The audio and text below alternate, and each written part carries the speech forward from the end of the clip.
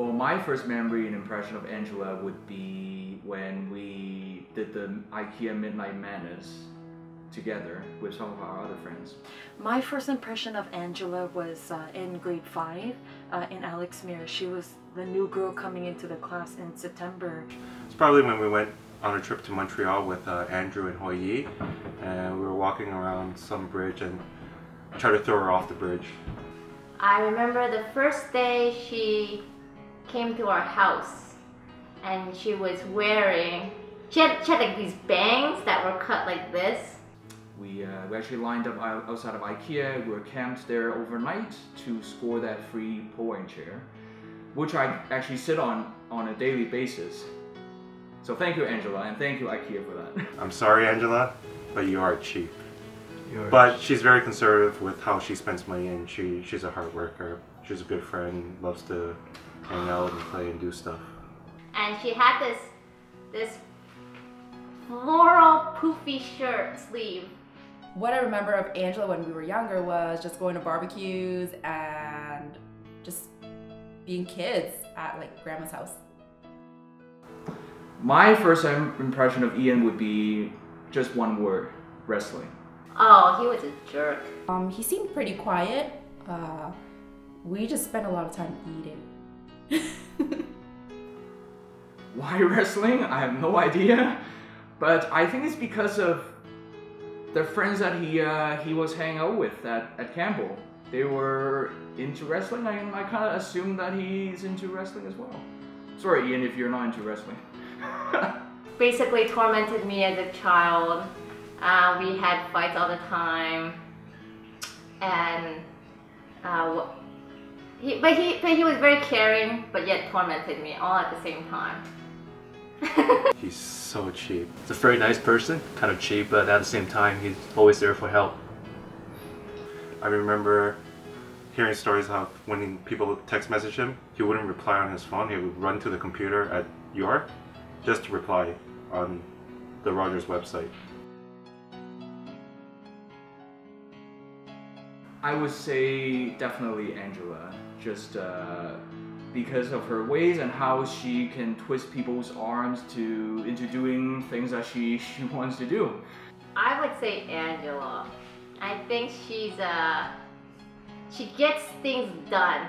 I still remember a couple of months ago, I had no inclination of doing the Sporting Life 10K, and on that Sunday morning, there I was, running with her. I'm gonna say Ian, just because. Obviously Angela, because Ian is a pussy. I think Angela takes charge, only because Ian's a pussy. Ian, well, he's pretty laid back, so definitely Angela.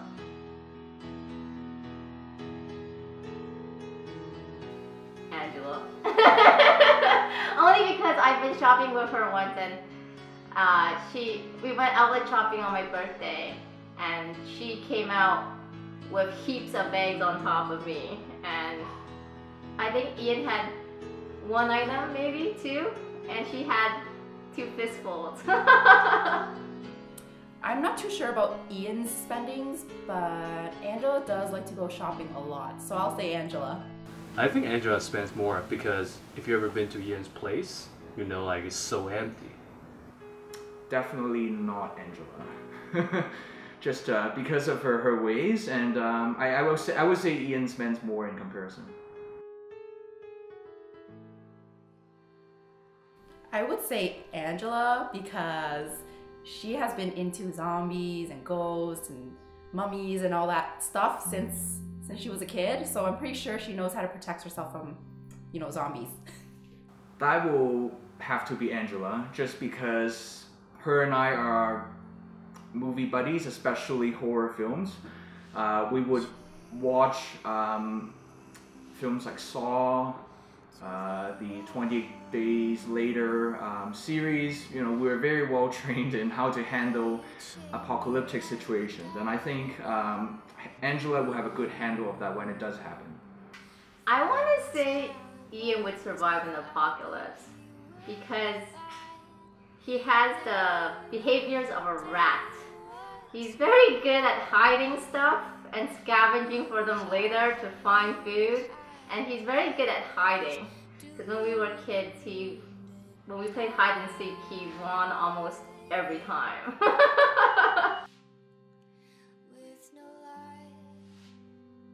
At least two, and probably twin girls and a boy. I'm hoping they would have at least one kid, so well, I don't think they're gonna go more than 2. I think they're going to have 4 kids, I believe. Because when we went house hunting, they were looking at a lot of bedrooms, and I think they looked for 4 bedrooms. So I want to say 3 to 4 kids. Angela, because obviously she's a nurse and she knows how to take care of people. I'm gonna say Angela as well, just because of her experience working as a nurse, and you know, it's becoming her second nature to be able to take care of kids and babies. I think Ian would be the good cop and Angela would be the bad cop. So I think the kids will probably like Ian more and ask Ian for everything, and then Ian might just go, ask your mom, and then Angela will probably say no. So it depends, I guess. I think they'll both be pretty good. Don't let your kids get away with anything. You know, we're talking about a nurse here, so she knows everything there is about being a parent and being able to take care of a baby and a kid. So I would say, you know what, just give all the love you have to your kid or kids, and it'll be fine. Your life is over. You're going to be spending all your time with your kids, and that's how you should be. But don't forget us. Remember to call me out to play badminton sometimes, just so I can kick your ass, so I feel good. Comparing just teaching kids how to survive, how to make money, how to save money, I think that's really important. They're really good at that. When they really become parents, they should be together, because once we start having kids, what happens is that the kids can really read your mind. So whatever they want, they'll be always coming to the mom first and then to the dad. When the mom says no, then the dad says yes, and so then it will become very hard to handle the kids. So like both of them should stand firm. When it's a no, both should say no. When it's a yes, both should say yes.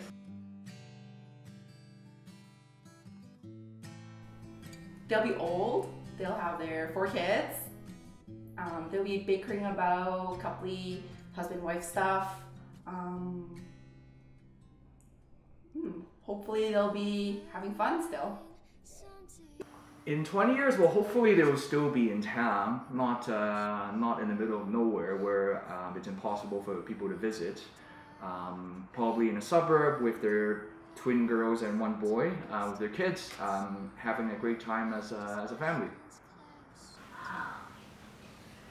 I want to say that they're gonna be one of those crazy Asian couples with these like kids that are like running around, and Angela's yelling at one and Ian's yelling at the other one, and then at the those Chinese restaurants. I don't know, they're probably going to be the typical Asian family.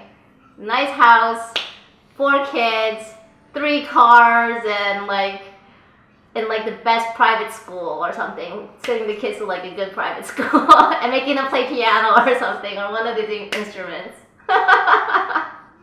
我在想过20年以后呢，我可以想象的是 ，Angela 会带着小孩子去逛街，Ian可能会在家里看电视，或是的收拾碗筷。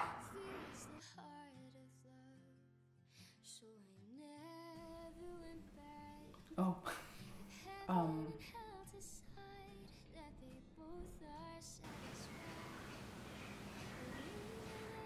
Huh. Say I love you to each other every morning. They should talk to one another each day. Cook for each other. I think it's one of the most romantic things you can do as a couple. My advice would be to, when you wake up every day, say I love you. When you both come home from work, you guys should cook for each other or take turns. And more importantly, before you go to bed at the end of the night, to say I love you again.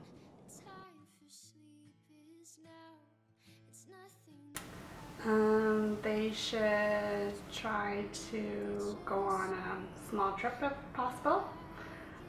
Just the two of them. 我的建议是呢，他们两个最好能够带我跟我先生，还有 Angela 的爸爸妈妈，带我们两家呢4口一起出去玩，我们帮他一起庆祝，我觉得这样比较美满。当然呢，也可以带妹妹，对不对 ，Stephanie？ 也可以带 Thomas， 我们一起跟着去。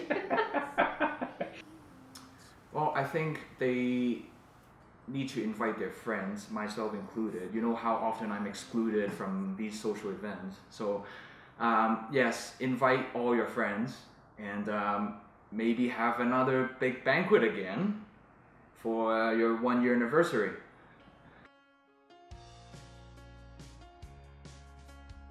I would say you have to take a trip to Dominican Republic. It's a great place to visit. I find it very romantic. The first time I went with my girlfriend. Yeah, we had a lot of fun there, so definitely. I would say outside of Ontario, outside of Canada, and most importantly outside of North America. I know Angela and I think Ian haven't been to Europe, so there are a lot of places in Europe that would be perfect for honeymoon. Places like France, Italy, or Greece would be great places for that. I say go on a cruise. Then you leave everybody behind and you get to do whatever you want and relax on the boat, and you can go fishing. Some cruises allow you to go fishing. And then it's all you can eat. So you get to fill yourselves up, relax, and be fishing at the same time. That's like the best of both worlds.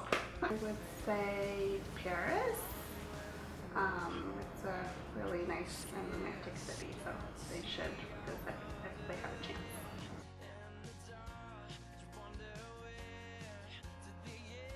恭喜你哦，伊燕娶到一个你喜欢的女孩，也恭喜 Angela， 我的儿子也真的很不错哦。